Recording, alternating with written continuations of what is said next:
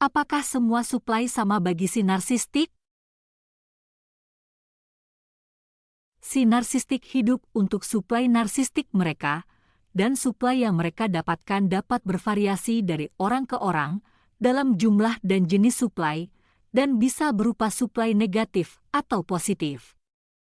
Suplai positif biasanya merupakan hasil dari citra dan kepribadian palsu mereka, termasuk menerima uang, perhatian, hadiah, pujian, kekaguman, dan sebagainya.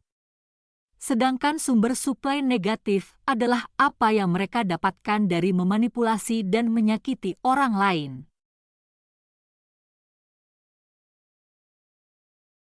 Pada dasarnya, si narsistik menginginkan kedua bentuk suplai narsistik. Dan kualitas dan kuantitas suplai yang didapat si narsistik dari satu individu ke individu berikutnya dapat mempengaruhi cara mereka memperlakukan individu tersebut. Beberapa orang percaya bahwa si narsistik memandang semua suplai mereka sama, karena si narsistik memiliki begitu banyak suplai. Jika ada yang meninggalkannya, mereka akan pindah ke suplai yang berikutnya. Apakah si narsistik memandang semua suplai sama saja? Mengapa beberapa orang berpikir demikian dan mengapa penting untuk mengetahui apakah Anda adalah suplai utama atau bukan? 1. Apakah semua suplai sama bagi si narsistik?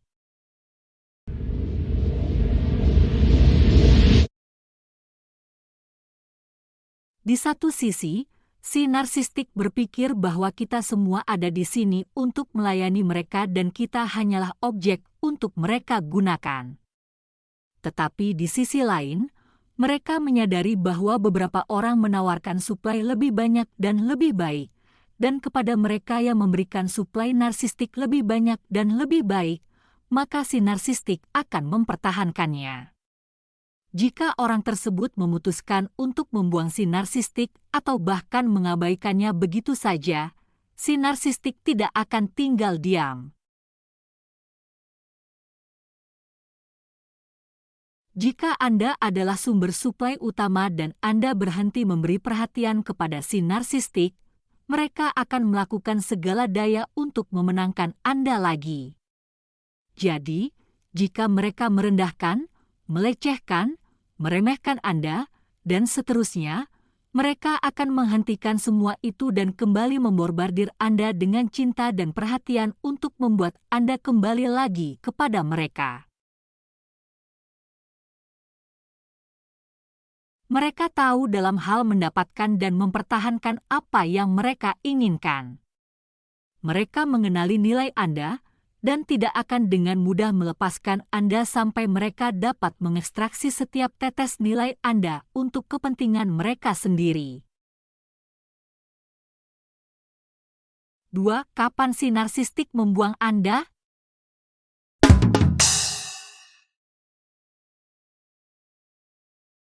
Si narsistik hanya membuang Anda ketika mereka telah mengambil semua yang mereka bisa dapatkan dari Anda. Ketika mereka merasa telah menemukan seseorang yang lebih baik, tetapi mereka belum habis mengekstraksi Anda, mereka masih ingin mempertahankan Anda dalam hidup mereka. Bukan karena mereka peduli pada Anda, tapi karena apa yang masih bisa mereka dapatkan dari Anda. Jadi, meskipun mereka telah berpindah ke orang lain yang menurut mereka menawarkan nilai lebih, Anda tetap diperlukan sebagai sumber cadangan. Namun di sisi lain, dari sudut pandang si narsistik, ada beberapa orang yang tidak layak dipertahankan. Mereka tahu bahwa suplai narsistik bervariasi dari orang ke orang. Jadi, semakin banyak orang dan hubungan yang mereka miliki, semakin baik bagi mereka. 3. Pentingnya sumber suplai utama. Si narsistik perlu terus-menerus diberi suplai, dan jika mereka kebetulan menemukan satu orang yang menyediakan sebagian besar suplai itu, mereka akan memprioritaskan mempertahankan orang itu tetap ada, dibandingkan mencari orang lain yang mungkin menyediakan hanya suplai minimum. Ketika sumber suplai utama tidak melakukan kontak atau meninggalkan si narsistik, itu dapat menyebabkan si narsistik mencapai titik terendah karena mereka menyadari itu adalah kerugian yang signifikan bagi citra mereka dan bahkan mata pencaharian mereka. Dalam beberapa kasus, si narsistik menjadi terobsesi dengan orang ini dan mungkin menguntitnya atau terus-menerus mencoba melakukan kontak dengannya. Karena ketika Anda adalah sumber suplai yang baik, si narsistik pasti menginginkan Anda kembali. Dan ini penting untuk diketahui, karena jika Anda adalah sumber suplai utama, si narsistik akan bereaksi berbeda terhadap Anda dan Anda harus siap menghadapi ngototnya mereka untuk mempertahankan Anda. Jika tidak, Anda mungkin dituntun untuk percaya bahwa mereka benar-benar peduli pada Anda atau bahwa mereka telah berubah untuk Anda. 4. Beberapa orang menganggap semua suplai itu sama saja. Beberapa orang percaya bahwa si narsistik memandang semua suplai sebagai hal yang sama. Keyakinan mereka adalah karena salah satu dari dua hal. Yang pertama adalah bahwa mereka tidak pernah menjadi sumber suplai utama bagi si narsistik. Atau kedua, mungkin mereka berurusan dengan psikopat yang sangat mirip dengan narsistik biasa. Tetapi psikopat tidak membeda-bedakan suplai karena mereka tidak membutuhkan orang seperti si narsistik.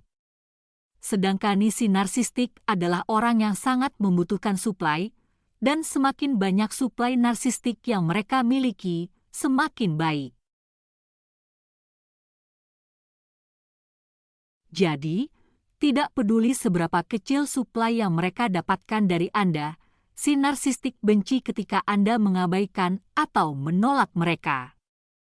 Dan ketika si narsistik memandang Anda sebagai sumber suplai utama, mereka biasanya berusaha sekuat tenaga untuk mempertahankan Anda dan akan terpengaruh secara drastis ketika Anda mengacuhkan dan meninggalkan mereka.